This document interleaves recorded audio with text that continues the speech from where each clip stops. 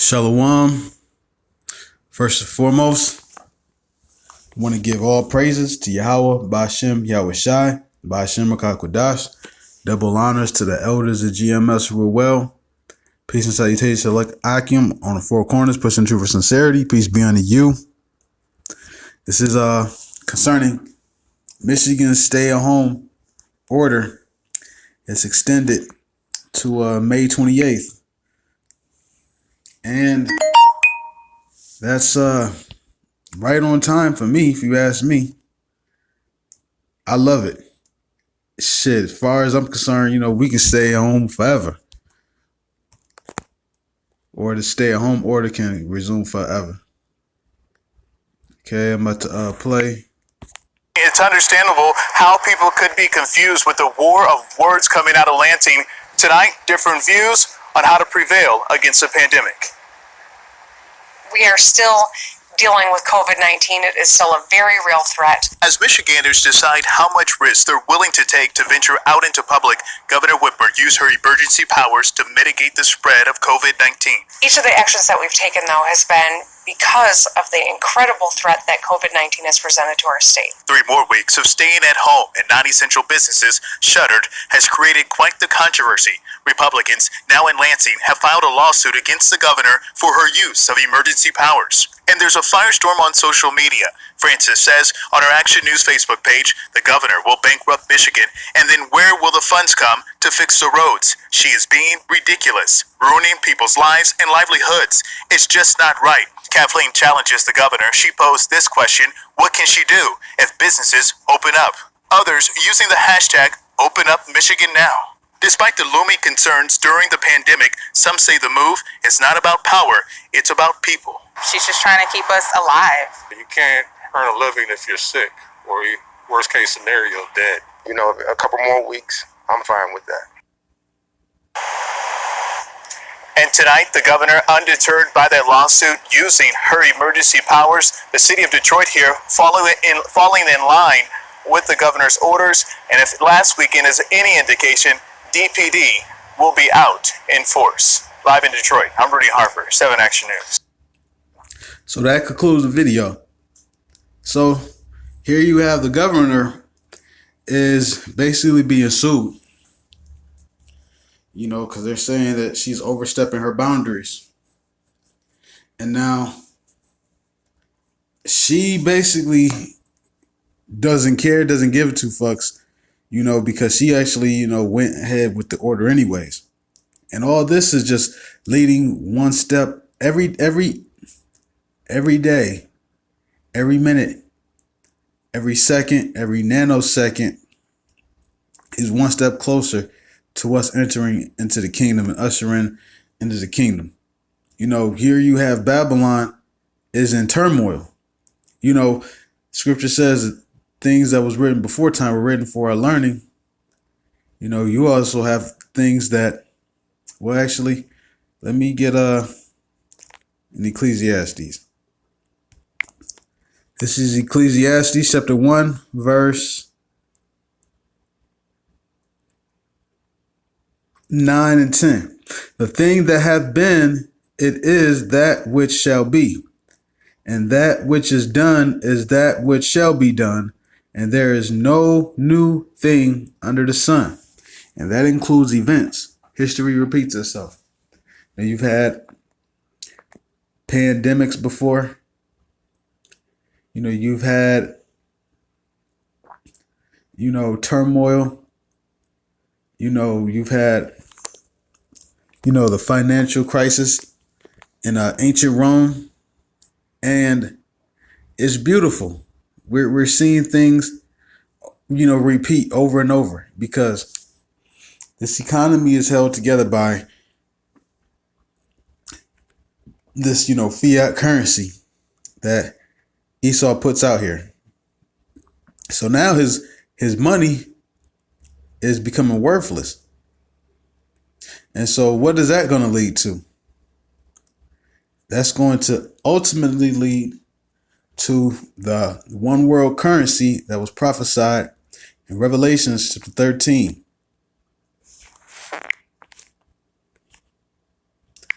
This is Revelations 13 and verse 16.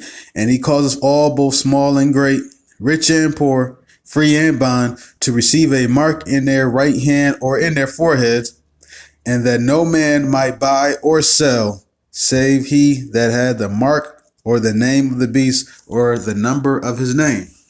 So it talks about that they're going to have to receive a mark in their right hand or their forehead, and they won't be able to buy or sell unless they have this mark.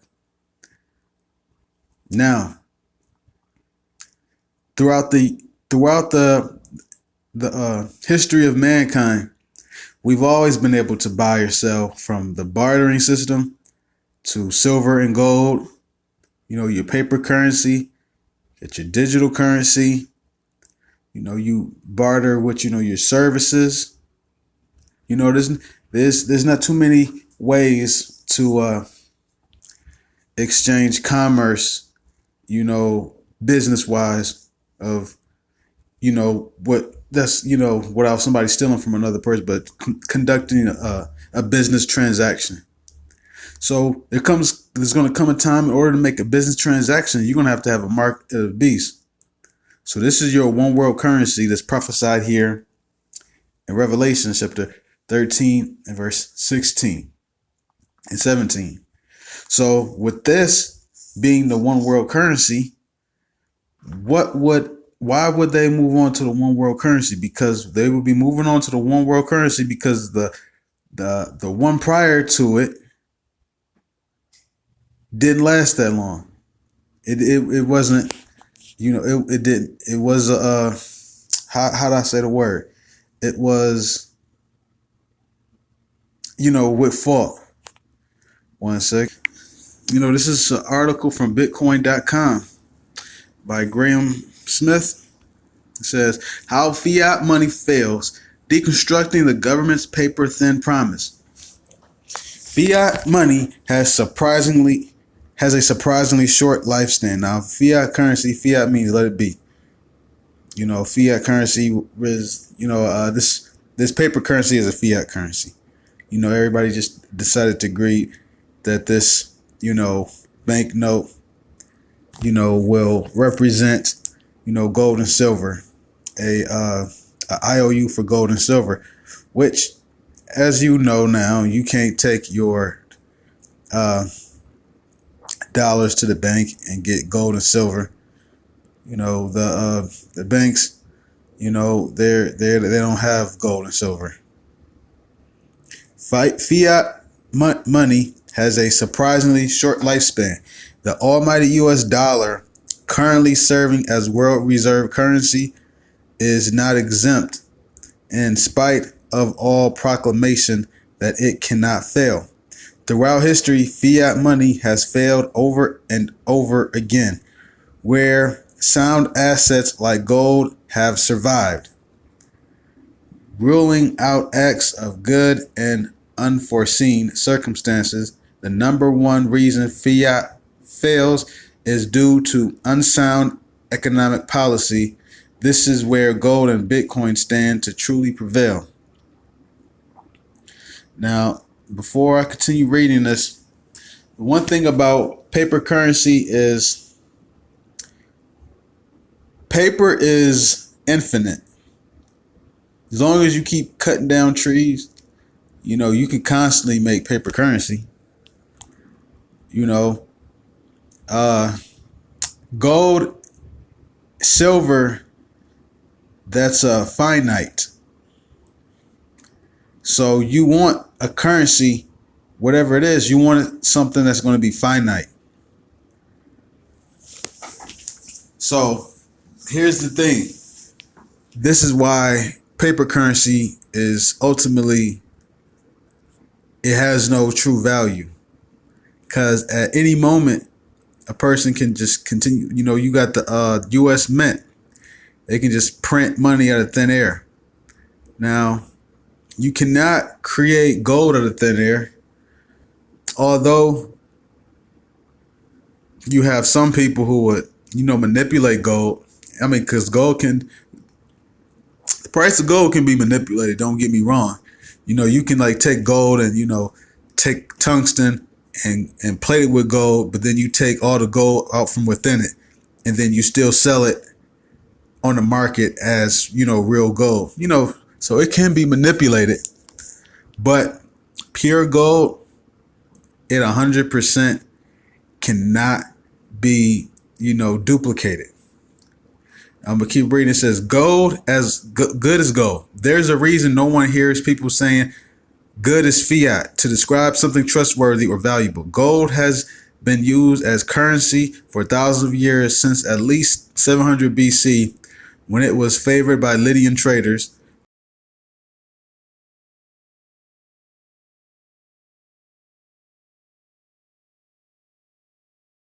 94, with the founding of the Bank of England. That's one of the unclean spirits like frogs. You have the Vatican that runs the spiritual, America that runs the army, Britain that runs the money. So it would stand that they would have their banking system will have the oldest standing, fiat currency. Okay. Reading on, it says, being in 1694 with the founding of the Bank of England. Prior to its use as currency, gold was used in barter and trade all over the world in the absence of political mandate. By contrast, fiat means by decree or let it be done, and depends on the force-backed laws of a state or monarch to demand its use or else. So I don't want to get too into this. I can't wait to hopefully next week is a good week, so I can get a solid computer, and I'll be able to do more in-depth videos with more visuals, But on that note, I want to give all praises to Yahweh, Bashem Yahweh Shai, Bashem Makakwadash. Double honors to the elders of GMS Ruel. Peace and salutations, and shalom.